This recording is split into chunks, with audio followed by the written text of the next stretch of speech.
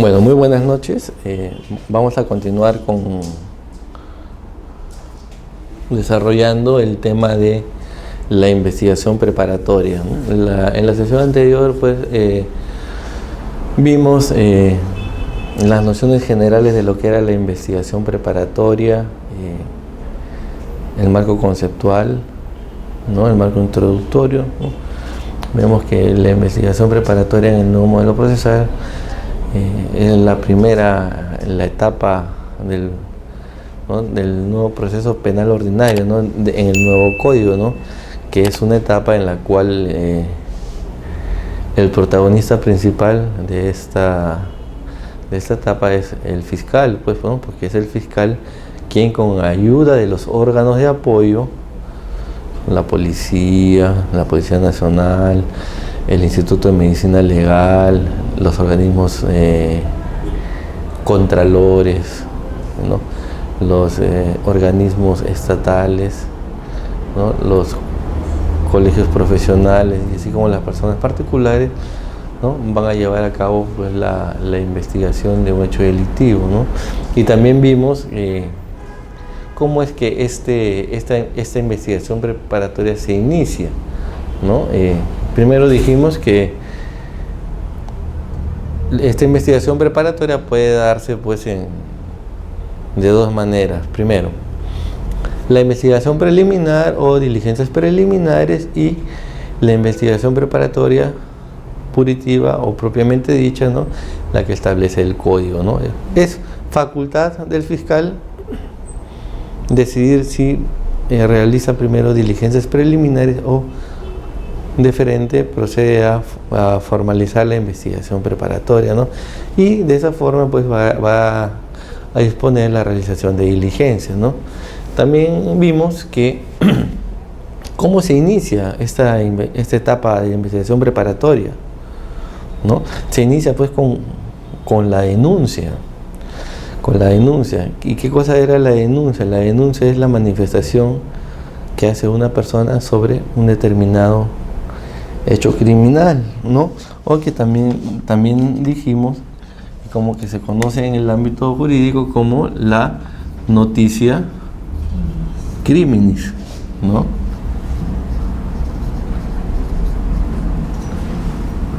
Entonces, aquí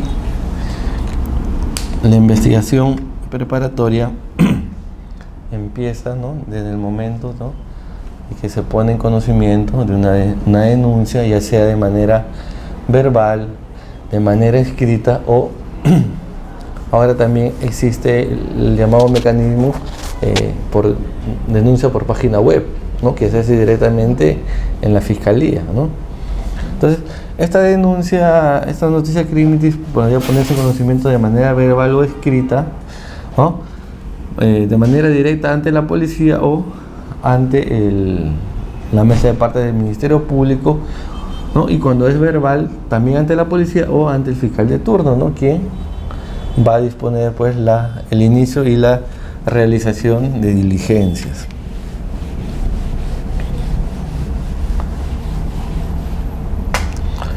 Bien.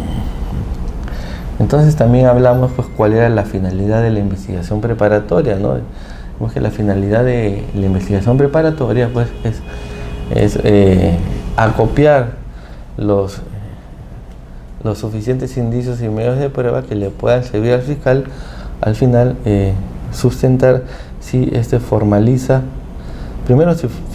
la investigación preparatoria al realizar diligencias preliminares, o dentro de una investigación preparatoria propiamente dicha, si esta persona procede a formular su requerimiento de acusación oral, ¿no?, en contra del imputado, ¿no? También vimos enumeramos las diligencias que se podían realizar dentro de esta investigación preparatoria, pues, porque el fiscal cuenta con los órganos de apoyo, como son ¿no?, el más importante, la Policía Nacional, los mecanismos de control, ¿no?, los equipos interdisciplinarios especializados de peritos, con los cuales, pues, bajo su dirección va a llevar a cabo determinadas diligencias para determinar la responsabilidad o irresponsabilidad de un investigado, ¿no? Y vimos que dentro de todas estas diligencias también teníamos pues las manifestaciones, ¿no? Tanto de los investigados, de los agraviados, de los testigos, las inspecciones, las constataciones que puede realizar la policía también bajo la dirección del fiscal, los peritajes que se pueden hacer, ¿no? Con el auxilio de los cuerpos especializados, ¿no? Entre otras, ¿no? Y también vimos pues que el plazo de la investigación preparatoria, ¿no? Se divide en dos ramas. Uno, si el fiscal decide por las diligencias preliminares, ¿no? Son 20 días, ¿no? Y si se va por la formalización de la investigación propiamente dicha, son 120 días más 60, prorrogable más 60 días, que van a ser 180 días, ¿no? Y también vimos cuando este plazo se puede ser mayor cuando se trata de asuntos o delitos, investigaciones complejas, ¿no? Cuando hay pluralidad de hechos, pluralidad de investigados para llevar a cabo. Entonces, continuando con el desarrollo de la investigación, pues nos toca ver cuáles son los presupuestos, ¿no? Que va a llevar la formalización de la investigación preparatoria, ¿no? Y para saber estos presupuestos para la formalización de la investigación preparatoria, ¿no? Debemos ver primero la etapa de calificación de la denuncia, ¿no? El fiscal, una vez iniciada la etapa de investigación, ¿no? Si bien realice o no diligencias preliminares, va a calificar la denuncia y decidir si es factible continuar o no con la investigación preparatoria, ¿no? Y se dan los siguientes supuestos, ¿no? Primero, ¿no? Si el fiscal decide que no va a formalizar la investigación preparatoria y va a continuar con la misma, ¿no? Por las causas expuestas en el artículo primero, el inciso primero del artículo 334 del Código Procesal Penal, va a ordenar el archivo de la denuncia, ¿no? En estos casos, la decisión fiscal va a adquirir la calidad de consentida, ¿no? Si es que no fuera recurrida pues en queja, ¿no? Ante el fiscal superior, ¿no? La cual se debe hacer dentro del plazo de 5 días, ¿no? Entonces debemos saber pues que esta calificación de la denuncia tiene suma importancia, ¿no? No solo porque mediante esta se puede evitar dar inicio a un proceso de investigación para aquellos supuestos en los que la veracidad de la denuncia puede ser desvirtuada fácilmente, sino que además la facultad del fiscal de archivar los actuados solo se puede dar hasta antes de la formalización de la investigación preparatoria. ¿Y por qué decimos esto? ¿Por qué decimos que calificar la denuncia es sumamente importante? ¿No? Porque esto se va a evitar dar inicio a un proceso investigatorio, ¿no? Donde si el fiscal no ha logrado acopiar los suficientes medios probatorios que le permitan sustentar una formalización o en su momento sustentar una acusación, el caso se le va a caer, ¿no? Y va a tener que requerir el sobreseimiento, ¿no? Entonces el fiscal tiene esta opción. ¿Por qué? Porque si dentro del proceso investigatorio se llega a determinar que no hay responsabilidad o que no hay suficientes elementos de convicción, no hay suficientes indicios que puedan sustentar más allá de una formalización, una acusación, la tarea del fiscal pues se va a ver deshecha, ¿no? ¿Por qué? Porque, como conversamos hace un rato aquí, acá tanto el fiscal como la parte imputada, la defensa de la parte imputada, actúan en igualdad de armas, en igualdad de condiciones, ¿no? Esto significa que aquí no hay secretos entre ambos. Entonces, fácilmente la defensa puede utilizar esos mismos elementos para desbaratar la teoría del caso que pudiese haber tratado de construir el fiscal. Bien.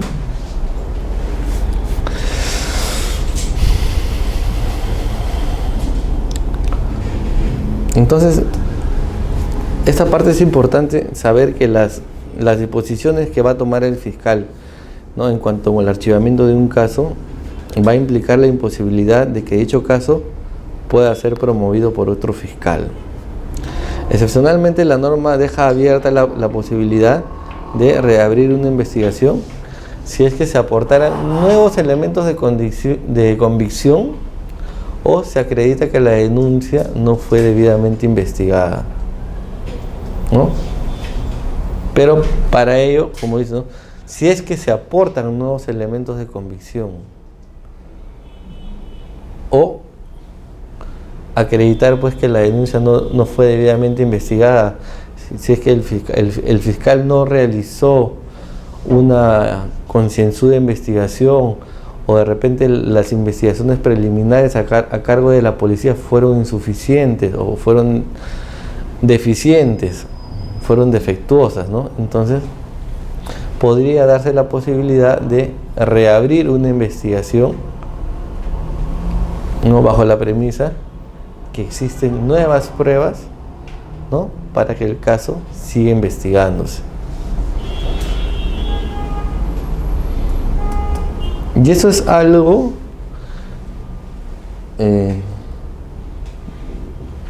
que vemos en los últimos tiempos, que son noticias mediáticas, ¿no?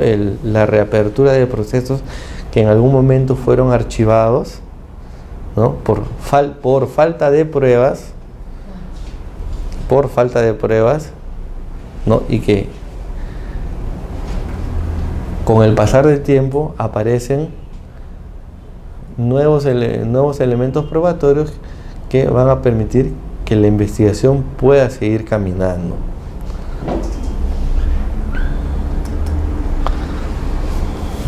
¿Y qué presupuestos tenemos para la formalización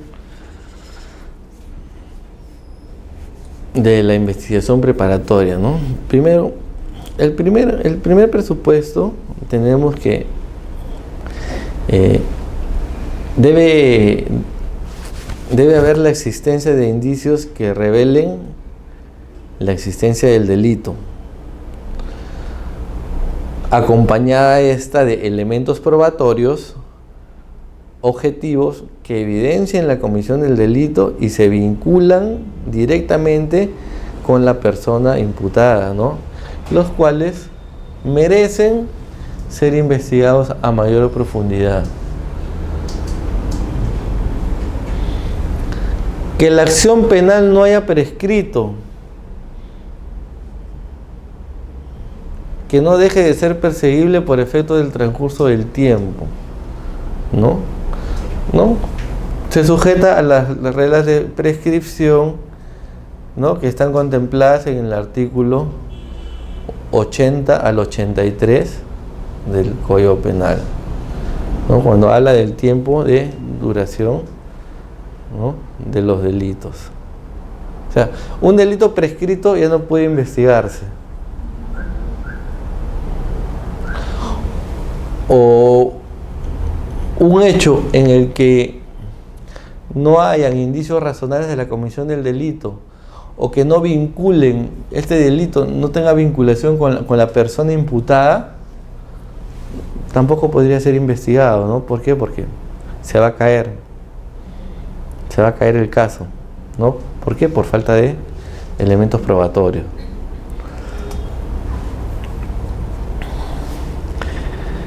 Otro presupuesto, que se haya individualizado al imputado. Debe tratarse de una persona cierta y debidamente identificada, que tenga nombre, domicilio cierto, rasgos físicos personales. La norma dice que no se puede investigar a alguien desconocido, o no se puede promover una denuncia contra los que resulten responsables.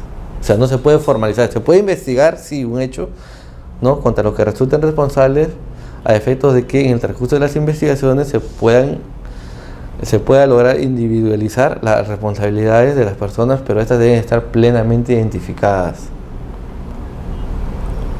¿Entiende? Investigación, nada más. Para la investigación, así es. Pero no se puede formalizar una investigación contra entes inciertos, ¿no? Por ejemplo, ¿no?, un ejemplo muy sencillo. Hace algunos días nomás, o una semana, vimos que hubo un partido de fútbol y barristas de un equipo causaron disturbios, atentaron contra la propiedad privada, saquearon, robaron, ¿no? Pero estos barristas, estas personas que perpetraron el hecho, no habían sido debidamente identificadas. Entonces, bajo este supuesto, la autoridad, el fiscal, puede aperturar diligencias preliminares a efectos de identificar quiénes han sido las personas que han participado en el hecho, ¿no?, con el apoyo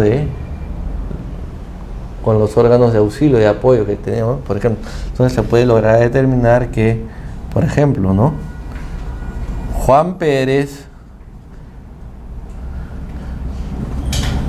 Periquito de los Palotes, Julio César Calderón, fueron las personas que cometieron estos hechos delictivos, ¿no? Pero una vez que ya estén debidamente identificados, ¿no? Y una vez que estén debidamente identificados, ¿no?, y se realicen todos los actos de investigación y se copien todos los elementos de convicción suficientes que los vinculen a ellos con el hecho, ¿no? Se puede ya determinar que tal persona era barrista de este equipo, esta persona era barrista de este equipo, y que ese día acudieron, ¿no?, al estadio, ¿no?, y que estas personas participaron, ¿no?, en los desmanes, ¿no?, los cuales con la ayuda de los medios tecnológicos fueron debidamente identificados, ¿no?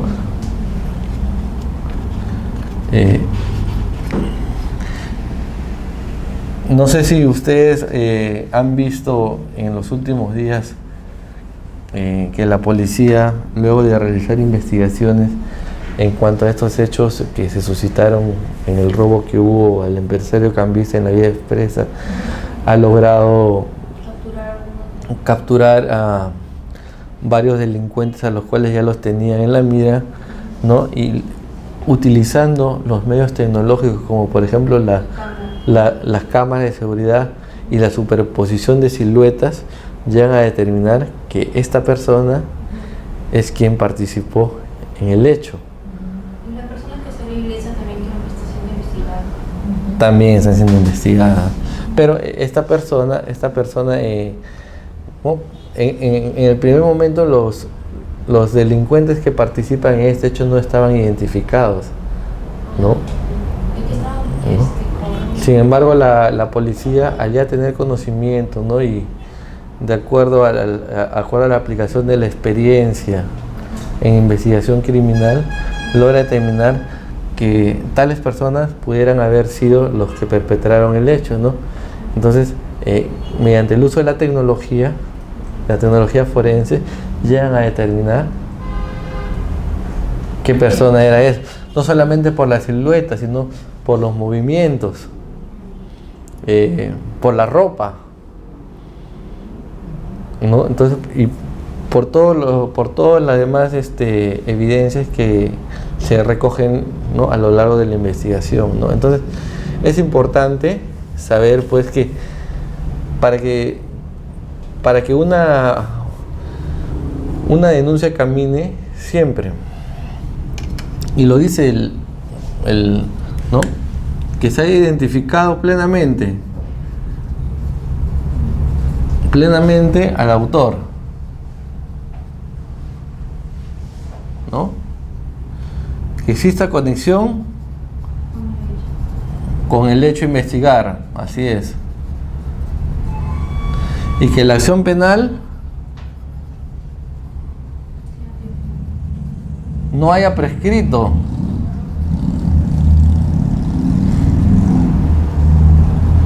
No haya prescrito.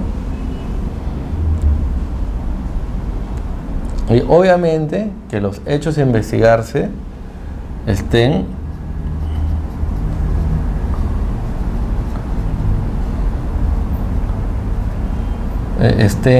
comprendidos dentro de una conducta típica, o sea, que obedezcan a un tipo penal, ¿no?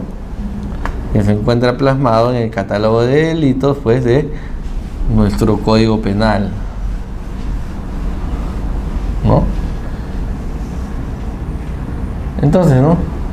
Otro de los requisitos, pues, es que se hayan satisfecho los requisitos de procedibilidad que le acabo de mencionar, ¿no? Si fuera el caso, ¿no? Y estos requisitos, pues, están plasmados en la ley, en el Código Penal y en la ley procesal penal,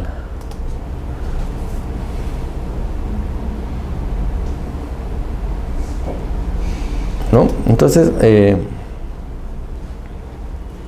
vamos a ver acá un poco de lo que es la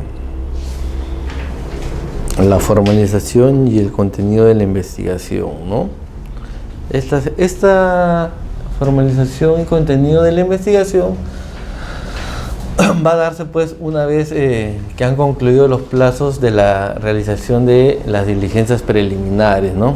Aquí, en esta parte, el fiscal, si considera que se dan los elementos, tanto objetivos como subjetivos, ¿no?, del tipo penal, va a dictar una disposición la cual va a dar inicio a la investigación, ¿no? Y esta misma disposición deberá ser comunicada al juez de la investigación preparatoria, ¿no? Entonces, en esta parte vemos que es el fiscal quien va a tener que realizar una labor más eficiente, más concentrada. ¿Por qué? Porque sobre él va a recaer la responsabilidad de determinar la forma y circunstancias como se han cometido los hechos y la correspondiente tipificación del delito. Vale aclarar en este punto, que lo dijimos en la reunión anterior, que en esta oportunidad es el fiscal quien califica lo de la investigación, va a calificar la denuncia y se va a pronunciar sobre una responsabilidad o sobre una irresponsabilidad. Ya no va a ser la policía, que con el modelo anterior, cuando elaboraba su atestado policial, su atestado policial, muchas veces hacía un análisis jurídico, hacía una calificación jurídica, muchas veces antojadiza o mal hecha sobre la responsabilidad o irresponsabilidad. Sin embargo, hoy, con el nuevo modelo procesal, la policía solamente emite un informe policial, ¿no? En el cual va, entre muchas cosas, va a constar la transcripción de la denuncia, los hechos y la enumeración de las diligencias que han sido dispuestas por el fiscal y las cuales se han llevado a cabo bajo la supervisión del mismo. Aquí la policía camina de la mano con el fiscal, salvo casos excepcionales, ¿no? Salvo las diligencias urgentes, las cuales mencionamos en las circunstancias que mencionamos en la reunión anterior, ¿no? Situación distinta a lo que hace la policía en la investigación que realiza la policía muchas veces de mutuo propio, ¿no? En el modelo que todavía está vigente con el Código de Procedimientos Penales, ¿no? Esta es la diferencia. Entonces, esa es la premisa básica que se tiene que tener para la formalización del contenido de la investigación. Y vemos que aquí también hay algo muy importante. Ya en este nuevo modelo se dejan de lado las generalidades. ¿Por qué? Porque dice que aquí el fiscal no solamente debe limitarse a decir en qué artículo del Código Penal encaja la conducta delictiva, ¿no? Dice, ¿no? En la tipificación, el fiscal no solamente debe limitarse en indicar en qué articulado del catálogo de delitos del Código Penal. Nosotros le llamamos catálogo de delitos a la parte especial del Código Penal. Que el Código Penal tiene dos partes: la parte general, que son los principios en los que rige el Código Penal, y el catálogo de delitos. Son todas las figuras delictivas, ¿no?, que ofrece nuestro Código Penal todavía en vigencia, ¿no? Entonces, dice, no solamente debe limitarse a indicar en qué articulado del código encuadra el hecho delictivo. No, él debe ir más allá. ¿Qué significa? Debe indicar cuáles han sido los motivos que lo han llevado a calificar el hecho como un determinado delito, ¿no? O sea, el fiscal debe establecer que la conducta es ilícita, porque concurren los elementos normativos y descriptivos del tipo penal, así como establecer, ¿no?, con las proposiciones fácticas y jurídicas dicha conclusión. La calificación que hace el fiscal, pues aquí debe ser primero rigurosa, detallada y fundamentada. Aquí el fiscal va a tener que decir si la persona actuó como autor, cómplice, partícipe, si el hecho fue consumado o fue tentativo.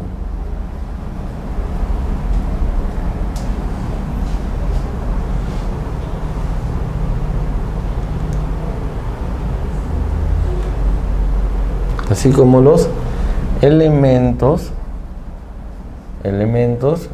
del tipo penal.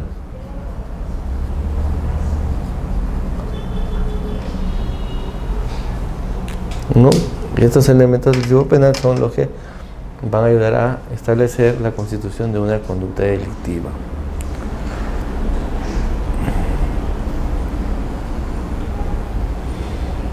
Entonces, dicho esto, veremos pues que la investigación preparatoria es aquella etapa en la que se va a buscar la recopilación de los elementos de prueba necesarios. ¿Para qué? Para poder sustentar la acusación en el juicio oral, ¿no? Ya que si esta se hace innecesaria porque en las diligencias preliminares se recopiló toda la información y elementos de prueba suficientes como para sustentar una acusación, el fiscal podría prescindir de esta etapa investigatoria y proceder a formular directamente su acusación sin haber formalizado la investigación preparatoria. Solamente si de las pesquisas preliminares, porque vimos que la investigación preparatoria puede darse en dos formas, ¿no? Entonces, si en la primera etapa se logra copiar todos esos elementos para sustentar una acusación, se puede prescindir de dicha etapa y proceder directamente a formular la acusación, ¿no? ¿Qué significa esto, no?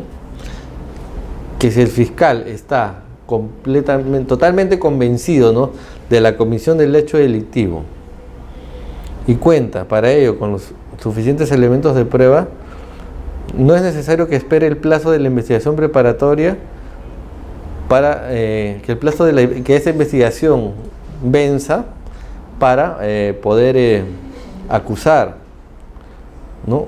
Vemos que en este sentido la norma procesal es flexible y sobre todo porque ello implica la abreviación de diligencias y el tiempo en el proceso a seguir. ¿Por qué? Porque una de las virtudes del Código Procesal Penal es justamente esto, que en menos tiempo vamos a poder resolver una investigación, ya sea formalizando o acusando, o en todo caso archivándola o solicitando el sobreseimiento. Eso no es el principio de celeridad. Así es. Y aquí lo vemos plasmado, el principio de celeridad procesal.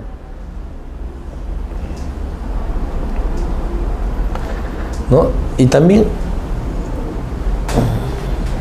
es conveniente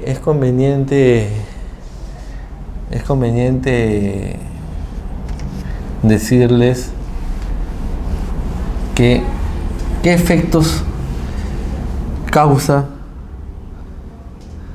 la formalización de una investigación preparatoria. Por ejemplo, suspende el curso de la prescripción de la acción penal y hace que el fiscal pierda la facultad de archivar la investigación sin intervención judicial. O sea, como dijimos hace un momento, si el fiscal no lograra reunir los suficientes elementos de prueba, indicios razonables que le permitan sustentar una formalización, lo puede archivar sin intervención judicial. Contrario sensus a que si dentro de la investigación penal, en la etapa intermedia,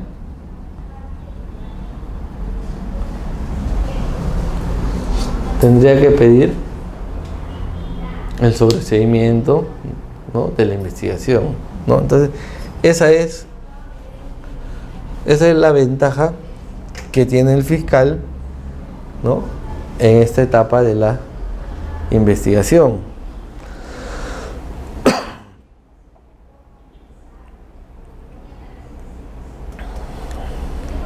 Hasta aquí, ¿alguna pregunta, alguna interrogante?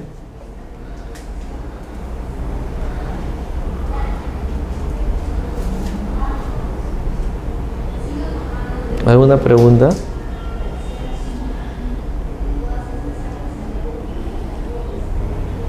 Para pasar a ver lo que es el contenido de la disposición de formalización de investigación preparatoria. ¿Qué cosa es lo que lleva una disposición de investigación preparatoria?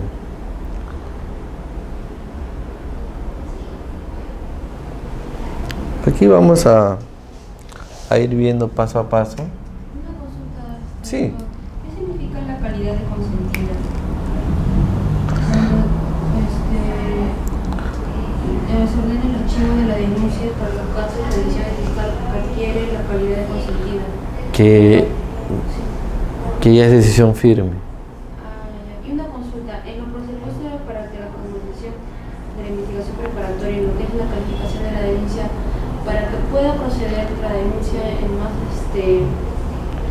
diligencias preliminares, o sea, tiene como requisito básico que los hechos sean congruentes, que los elementos ¿Cómo?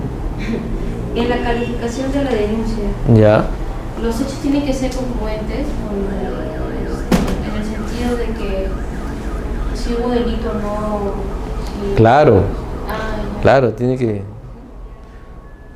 haber conexión entre el hecho delictivo y la persona imputada.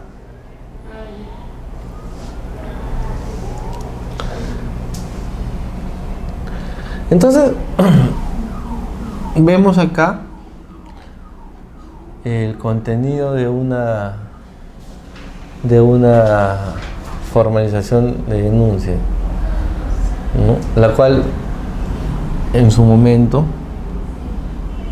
el fiscal la va a sustentar oralmente.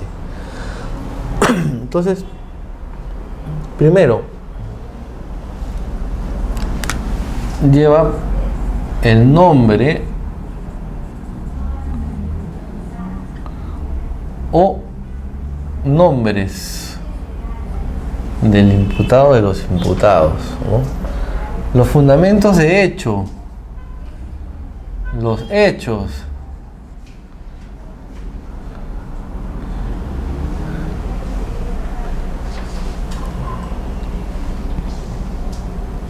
¿qué vienen a ser los fundamentos de hecho dentro de la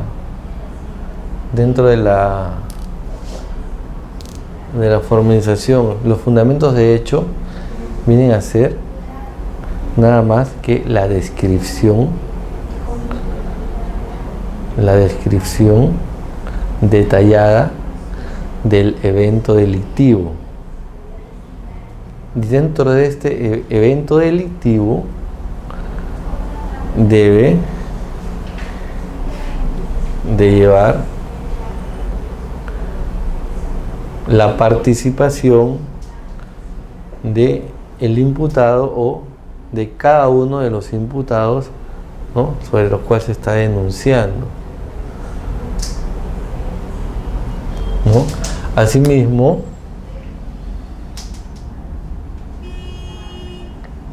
el fundamento jurídico.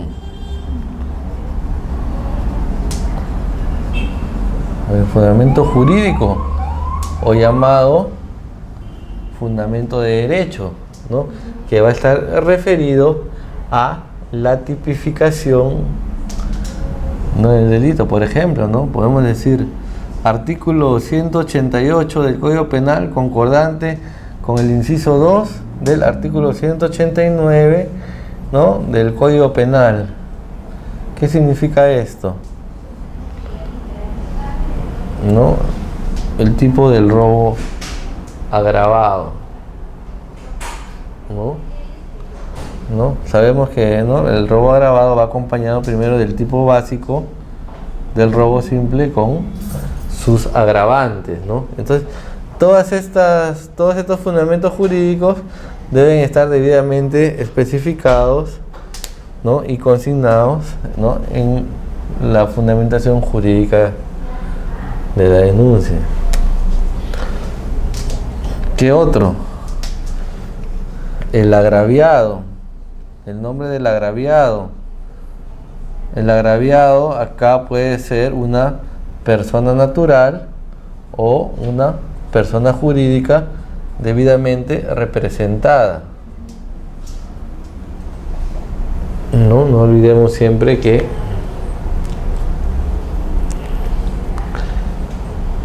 ese es el contenido de la disposición de la formalización. Y además, en el quinto punto, diligencias a actuarse.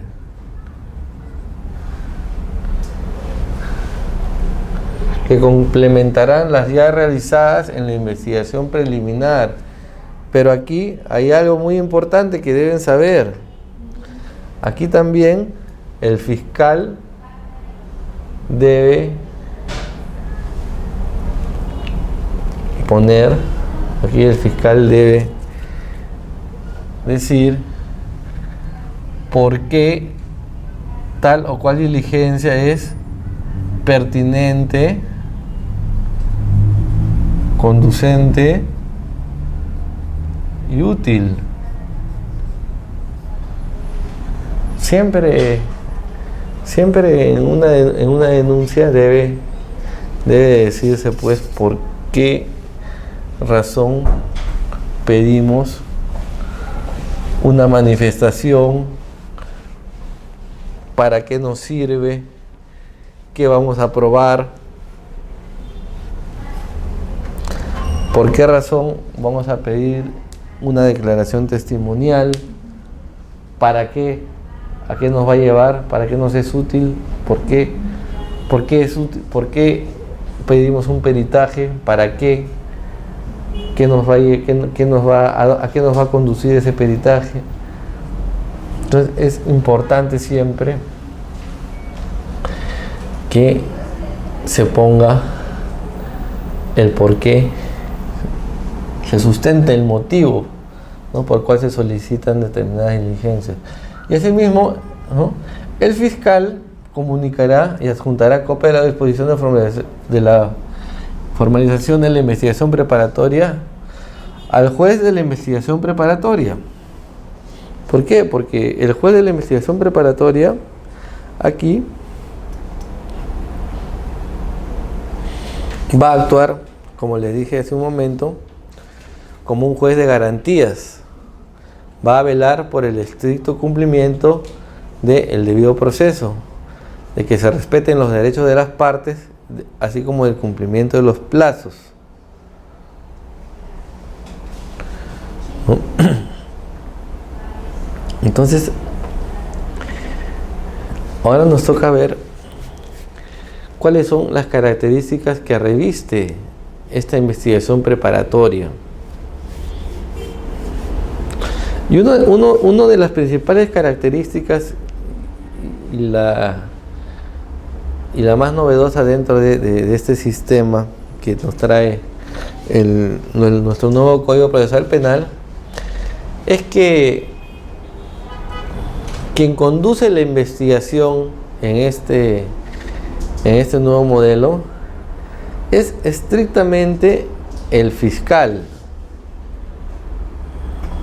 y no el juez. Diferente a lo que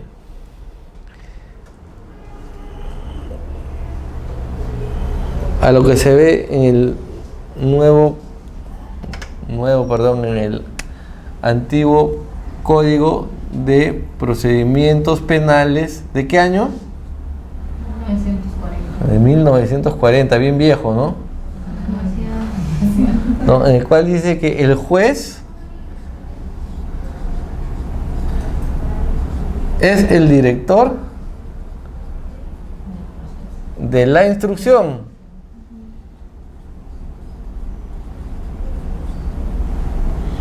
de la instrucción, ¿no? Tanto en el proceso penal ordinario como el proceso penal sumario, que todavía sobrevive, ¿no? Decreto legislativo 124. Todavía sobreviven, ¿no? El juez es el director de la instrucción. En cambio, aquí, con nuestra nueva legislación, en el nuevo modelo procesal que ya está, ya no es tan nuevo porque ya está vigente del año 2004. El protagonista principal es el fiscal. ¿Quién es el fiscal? Es el representante del Ministerio Público. Es la persona que va a dirigir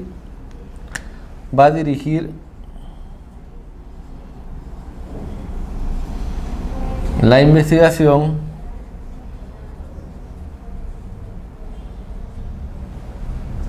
desde su inicio.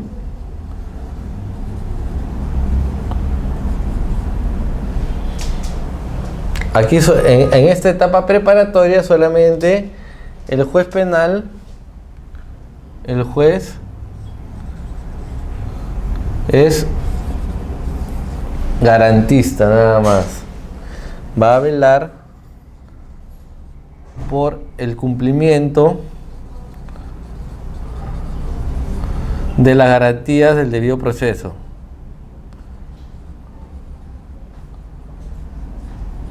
Las garantías del debido proceso y que no se vulneren los derechos de ninguna de las partes.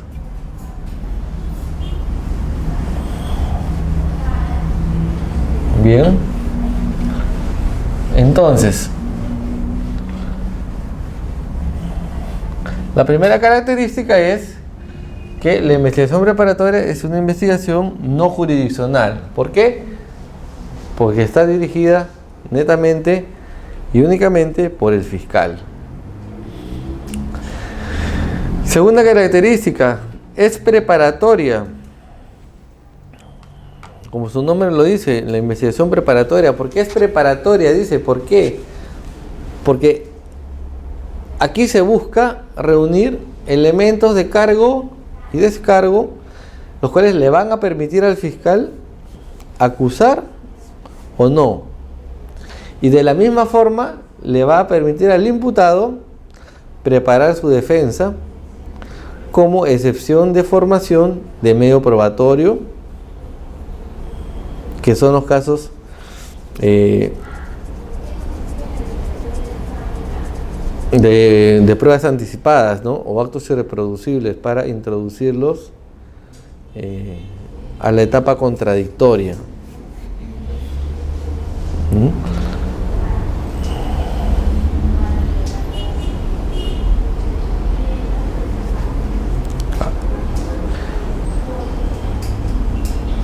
Vemos que acá se habla de los casos de prueba anticipada, ¿no? En la reunión anterior vimos pues de qué se trataba una prueba anticipada, ¿no? Es una actuación que se realiza cuando se realiza con anticipación. ¿Por qué? Porque más adelante en otra etapa procesal no podría ser ventilada, ¿no? Por razones justificadas, ¿no? Entonces, otra de las características, tiene control jurisdiccional. ¿Por qué decimos que tiene control jurisdiccional? Porque como ya lo hemos venido refiriendo, aquí el rol que tiene el juez es garantizar el respeto de los derechos fundamentales del imputado.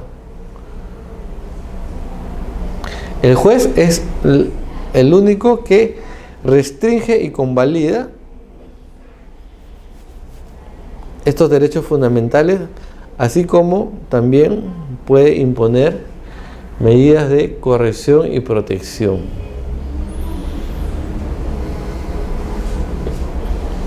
Por ejemplo, el juez atiende los requerimientos del fiscal cuando se trata de pedir limitación de derechos. Lo va a llevar a audiencia, obviamente. Igualmente, cuando los convalida, cuando vamos a la tutela de derechos, ¿no? E impone medidas de corrección o protección. Esa es la facultad que tiene el juez. Otra de las características de la investigación preparatoria es flexible. ¿Por qué? ¿Por qué decimos que es flexible? Hace un rato lo mencionamos. ¿Por qué? Porque dentro de esta característica se tiene que, si el fiscal dentro de las preliminares logra reunir todos los elementos de convicción y medios probatorios que le requieran para sustentar una acusación directa, puede obviar la parte de formalizar la investigación preparatoria. Puede saltarse directamente a la acusación sin haber formalizado la investigación preparatoria.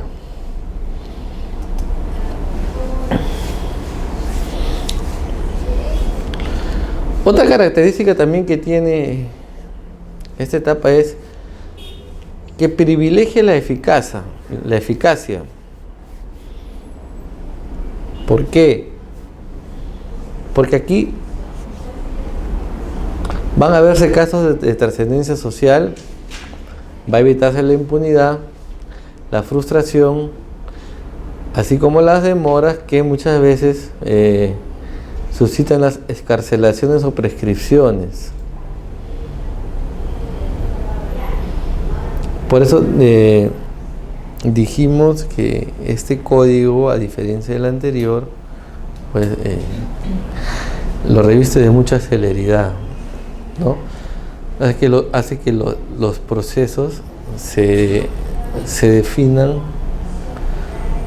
en menor tiempo, ¿no?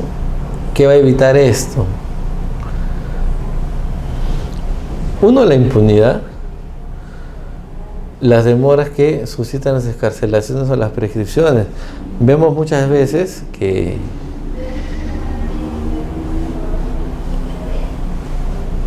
se pide prisión preventiva por el término de 9 meses, llegan los 9 meses y el imputado aún no tiene sentencia. ¿Y qué hace su defensa? Interpone un habeas corpus o interpone una libertad por exceso de carcelería. Entonces, y esto a la vez crea frustración en la parte acusadora, obviamente, ¿no? Crea frustración y demoras.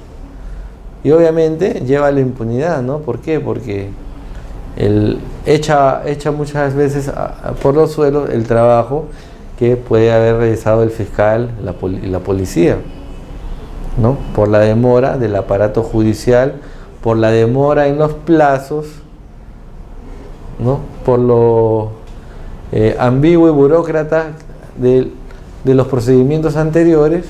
Por eso es que dentro de este nuevo modelo procesal ya la escrituridad ya queda de lado.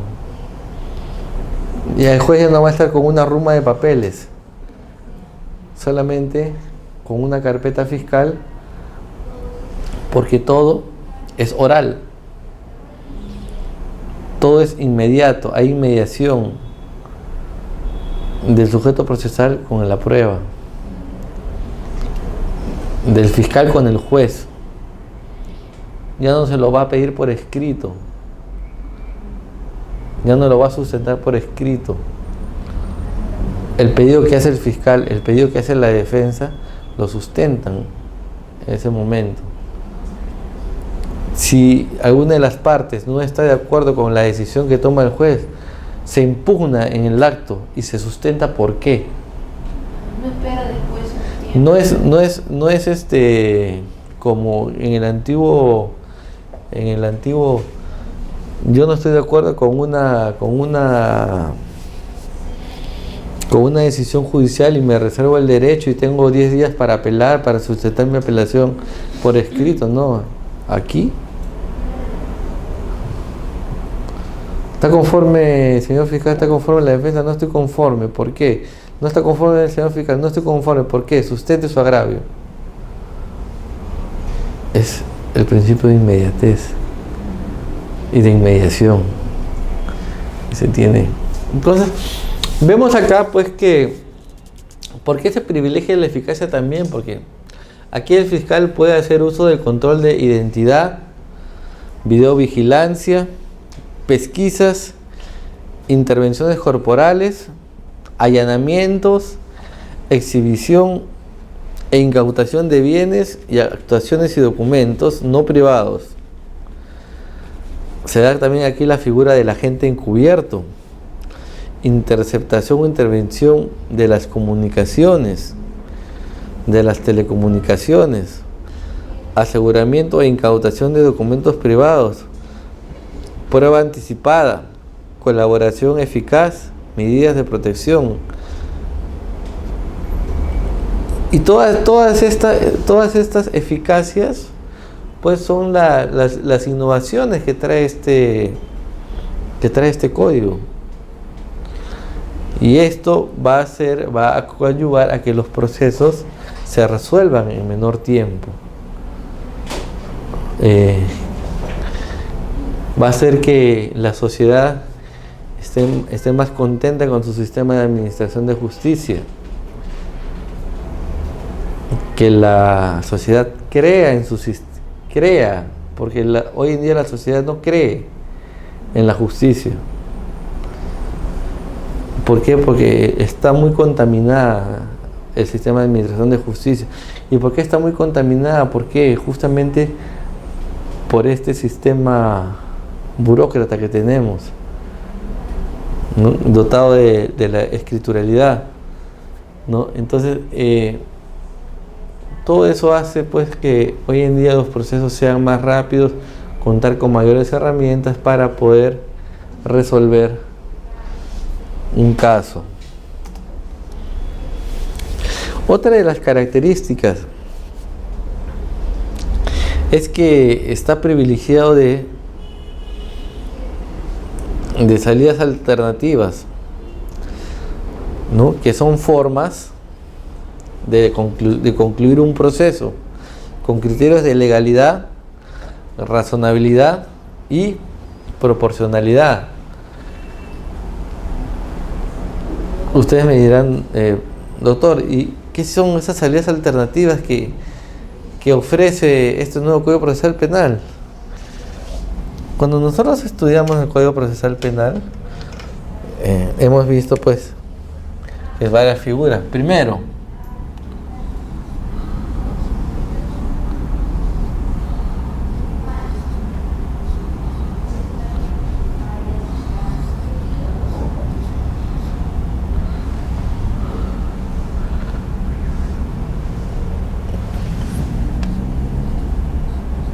¿qué significan cada una de estas cosas? Son figuras que son recogidas por el nuevo código, que son mecanismos alternativos. De repente por ahí me estoy olvidando de alguno, pero el primero es el principio de oportunidad.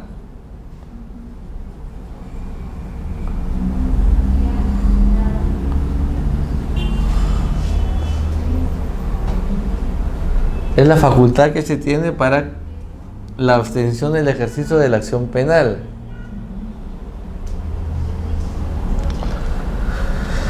La TEA, terminación anticipada. ¿Han escuchado esta figura procesal en el nuevo código? ¿Y el PI? A ver. No. Es algo que ha entrado en vigencia también aquí en el proceso inmediato. Muy bien.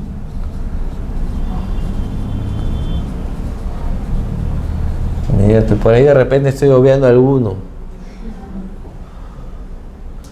¿no?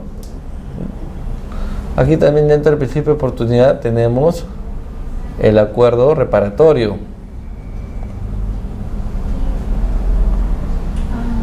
¿Indemnización? Así es, el acuerdo reparatorio, ¿no?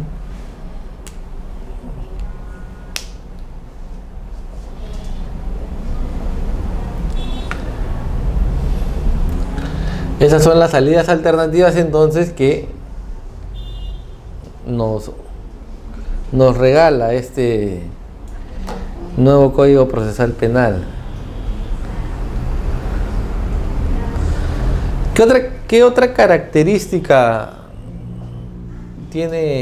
reviste esta investigación preparatoria? ¿No? Que la investigación preparatoria es reservada para los medios de comunicación, las partes, sus abogados,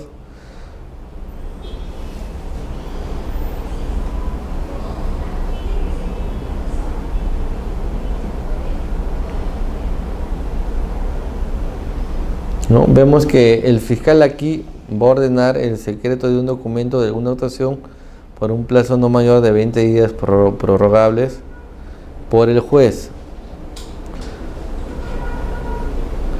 Donde no se puede efectuar la reserva es en cuanto a los cargos de imputación que le hace el Ministerio Público a una persona. Esos no pueden ser reservados. ¿Por qué? Porque aquí, en este modelo, hay igualdad de armas. Entonces, la información que yo manejo también la va a manejar la defensa. Y si yo le restringo el acceso a esa información, ¿qué va a hacer la defensa? Me va a llevar a una tutela de derechos.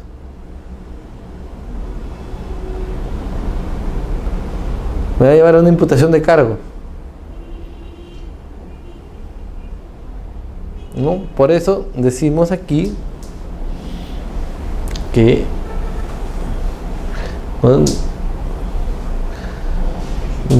los abogados acreditados pueden obtener copias de las actuaciones.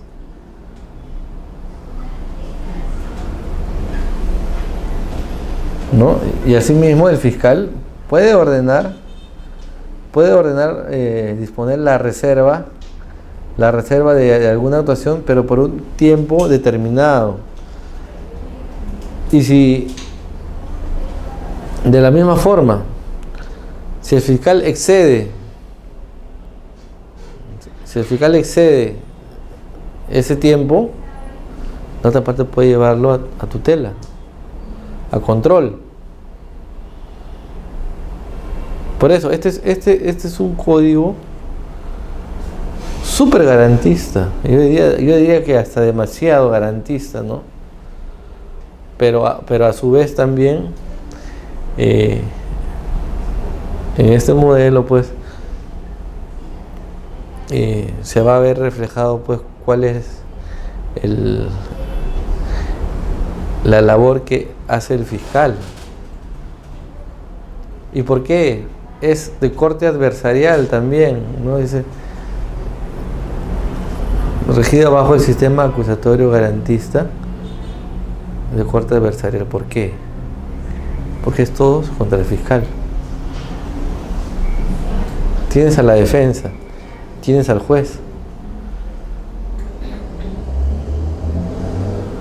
que están pendientes de lo que hace el fiscal. Son los adversarios, ¿no? Son los adversarios. Entonces, Es importante que ustedes siempre guarden memoria de estas salidas alternativas, de conclusiones, de conclusión del proceso que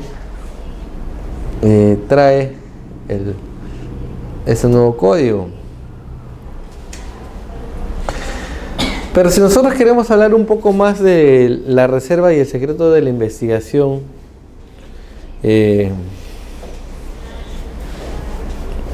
vamos a decir que esta reserva y el secreto de la investigación justamente está dirigida a aquellas personas ajenas al proceso, ¿no? Los llamados terceros, ¿no? Ya que estas personas no tendrían ningún interés en el mismo, sino por el contrario, su contacto con las actuaciones que se practiquen podrían mermar o obstaculizar el desarrollo del proceso. Pero no es aceptable que la investigación sea reservada para las partes, ¿no? En razón que se estaría atentando contra su derecho de defensa. Nuevamente acá viene la igualdad de armas con las que se afronta el proceso, ¿no?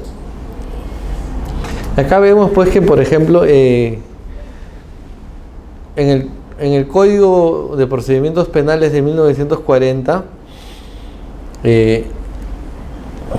la reserva de la investigación se daba hasta el momento de la declaración instructiva del imputado. O sea, antes de ello, ni el abogado defensor podía tener acceso a ningún tipo de documentación, ¿no? Sin embargo, la práctica nos ha enseñado que ello era totalmente desproporcional, ¿no? Ya que la defensa se encontraba en desventaja con relación al fiscal. El fiscal de repente podía sacar un conejo de su bolsillo y la defensa no sabía. Muchas veces la defensa no tiene acceso al expediente, no tiene acceso a los actos de la denuncia fiscal. ¿Cómo se puede decir? Camina con los ojos vendados, ¿no? Mientras que el fiscal tiene todo al alcance, ¿no? Esa es la desventaja, ¿no?, que todavía se da en este sistema procesal, ¿no? Entonces, ¿por qué? La defensa, al no tener acceso al expediente, o en el mejor de los casos, acceder a él,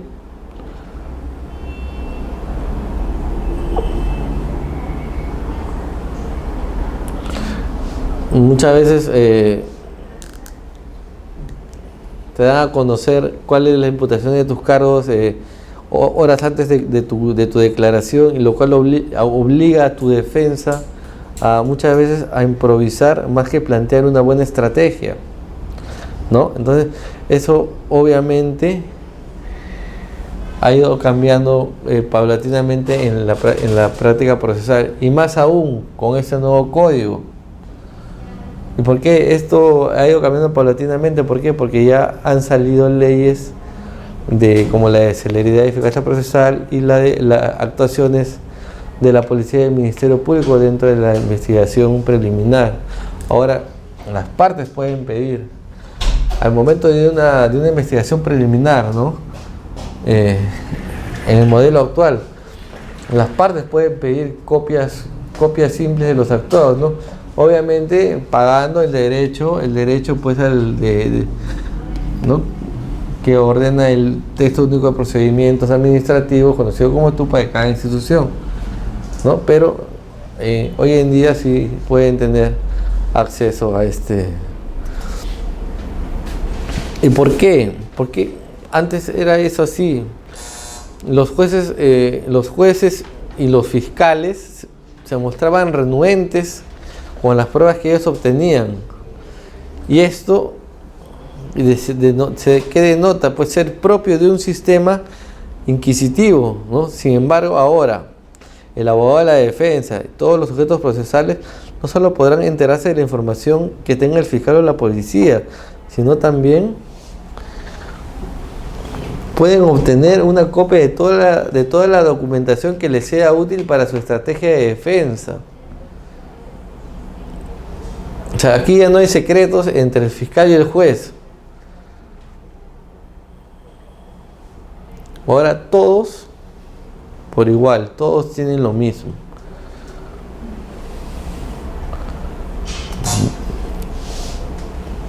¿No? Entonces vemos pues que todo esto se presenta en este código. Y acá vemos lo que hemos estado hablando, el principio. ¿Qué recoge el principio de igualdad de armas? ¿Qué se consigue con este principio de igualdad de armas? Eliminar las desigualdades entre el fiscal y el abogado defensor y convierte a ambos en adversarios con igual posibilidad de acceso a los elementos probatorios. Por eso decimos que este es un sistema acusatorio garantista de corte adversarial. Aquí están los adversarios. ¿No? Y estos adversarios van a tener la misma posibilidad de acceso a los medios probatorios, ¿no? Dicho esto, entonces, el secreto de la investigación de regla general ya se ha convertido en una excepción para las partes que conforman el proceso.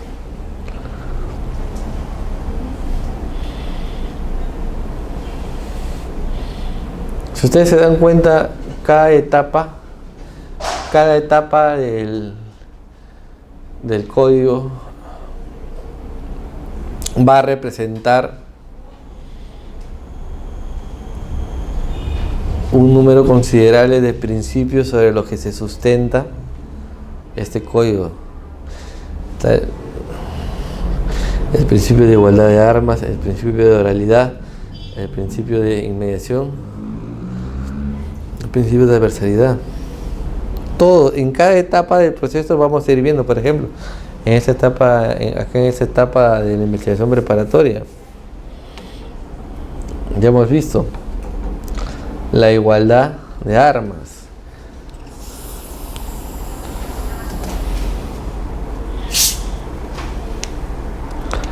Vamos a ver ahora la dirección de la investigación preliminar, un poco recordando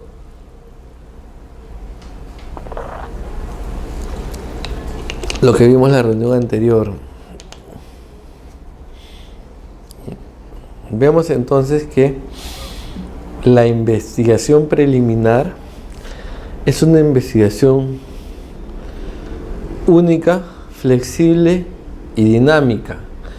Esta se realiza bajo la dirección del fiscal, quien actúa de manera directa o por intermedio de su órgano de apoyo, que es la policía, ¿no? Ya que la ley faculta disponer al fiscal que determinadas diligencias se realicen por la policía, pero bajo la supervisión de este. Situación que no se da en el aún vigente Código de Procedimientos Penales de 1940. ¿Y por qué? Porque el mismo Código de Procedimientos Penales dispone que la investigación sea realizada por la policía y que éste actúe de manera independiente. Contrario sensu, lo que dice que en este modelo, en el nuevo modelo procesal vigente desde 2004, faculta al fiscal de establecer cuáles serán las pautas de investigación. O sea, la estrategia de investigación la diseña el fiscal y el fiscal le va a decir a la policía: policía, yo le ordeno a usted que realice tal cual diligencia conforme se lo estoy indicando. Pero además yo voy a supervisar la actuación de esas diligencias. O sea, acá ya la policía ya no como se dice en el argot, ya no se va a mandar por su cuenta. sino todas las diligencias van a estar bajo la supervisión del fiscal.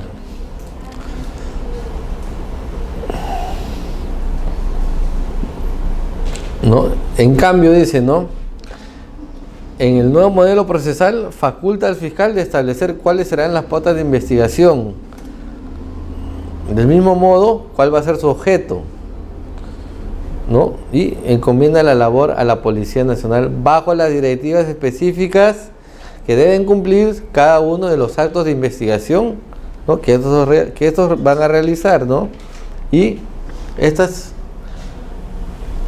actuaciones van a estar bajo el control del fiscal para que las pueda revestir de legalidad y de relevancia jurídica. ¿Por qué? Porque una diligencia que actúe la policía y que no esté refrendada por el fiscal o no esté autorizada va a ser cuestionada por la defensa y no va a poder ser admitido ni como medio de cargo ni como medio de descargo. He ahí la importancia de estas.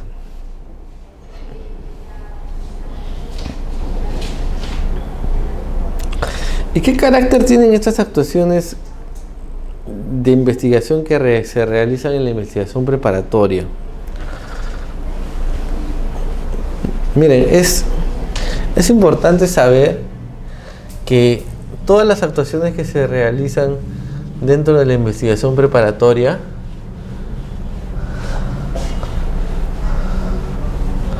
ya sea por el fiscal, por la policía o las diligencias que sean solicitadas por la defensa, tienen una finalidad.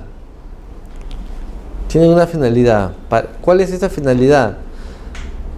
Que el juez de la investigación preparatoria pueda emitir sus decisiones respecto de las medidas coercitivas, respecto de los medios de defensa que son propios de esa etapa,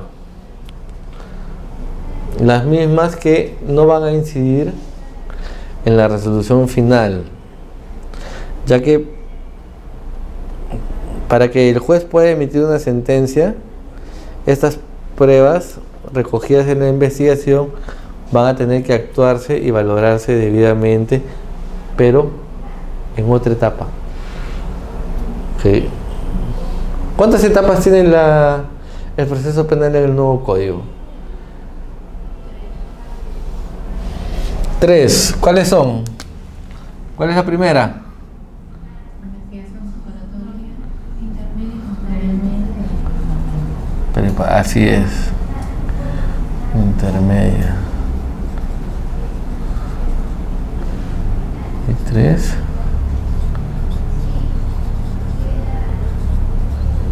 Juicio oral. Y en el antiguo código,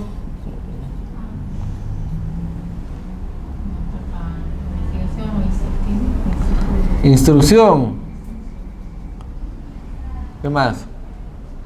Antes de la instrucción, Investigación. la investigación policial.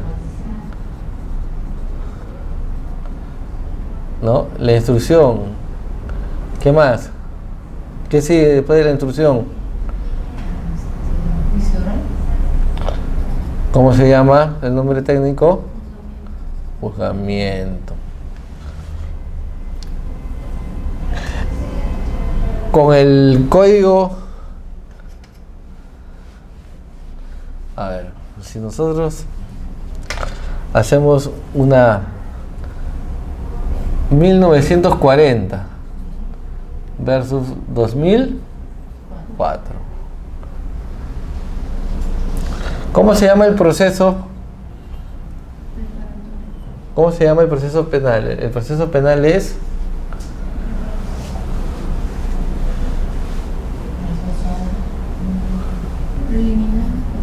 ordinario y único. Mientras que todavía con nuestro antiguo sistema del Código de Procedimientos Penales inquisitivo, tenemos proceso penal sumario, proceso penal ordinario.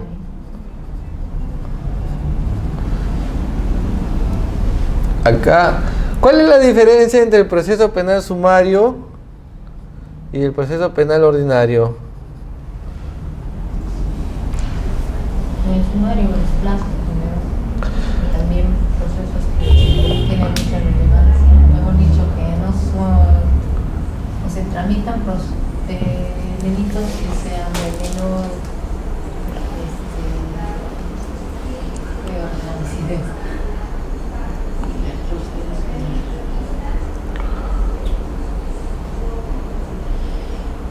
A ver, no solamente los términos, porque ya vamos a mencionar lo que eso lo vamos a ver en la última clase. Vamos a ver los últimos cambios que han habido dentro del sistema procesal. La incorporación de esos decretos legislativos 1194, que es el de la flagrancia, y el 1206, que es el que incorpora la imputación de cargos. Es importante que sepan ustedes que este proceso tiene dos características. Dos diferencias saltantes. Queda claro que aquí el proceso es único.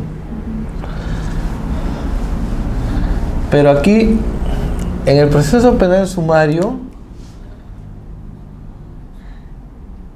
el juez que te investiga, el juez instructor, en otras palabras, es el juez que te sentencia.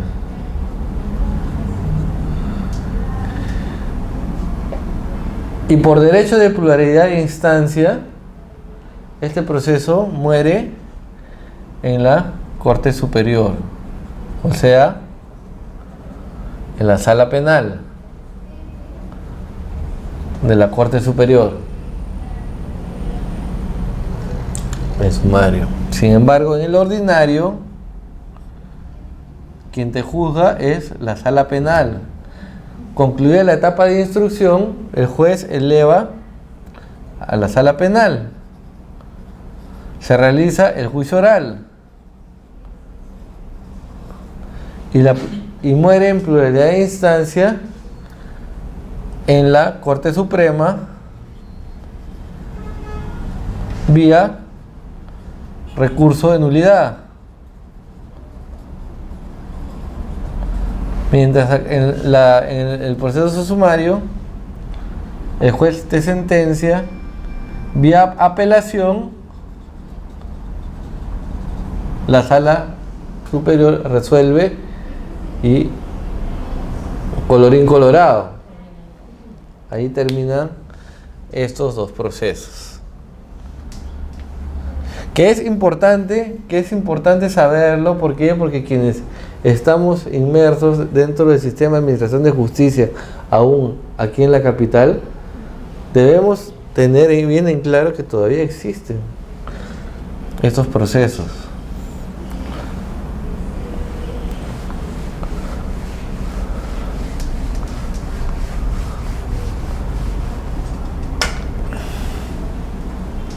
Bien, entonces decíamos que los caracteres que tenían estas actuaciones de investigación eran pues porque durante toda la etapa de investigación preparatoria van a servir para que el juez de la investigación preparatoria pueda emitir sus pronunciamientos respecto a las medidas coercitivas, medios de defensa propios de esta etapa, ¿no? Entonces, dicho esto, pues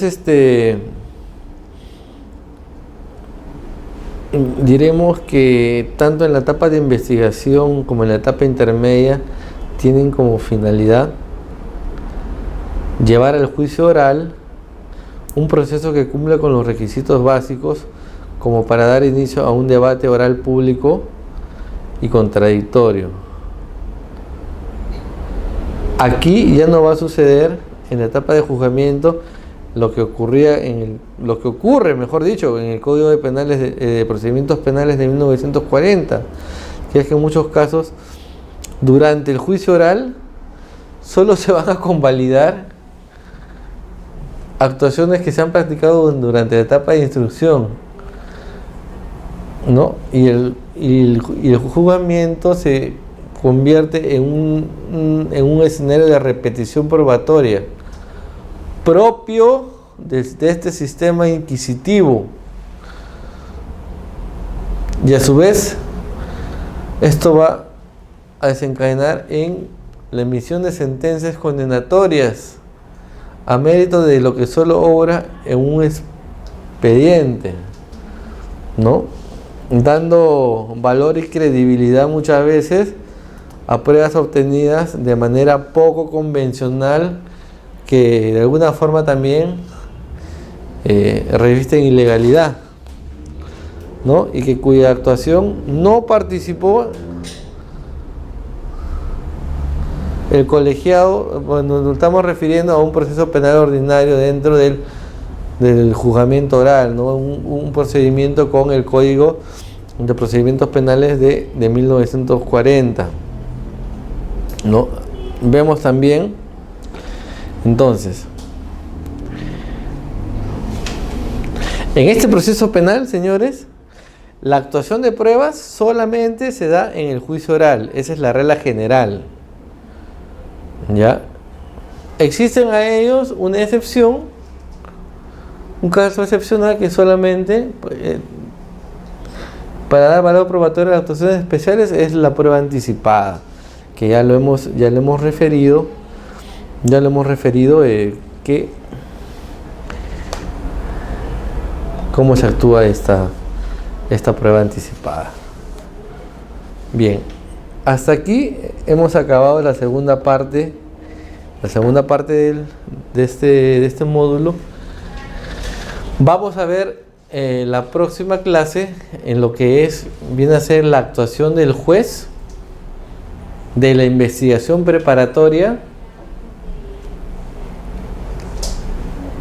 y todos los actos que va a realizar dentro de la etapa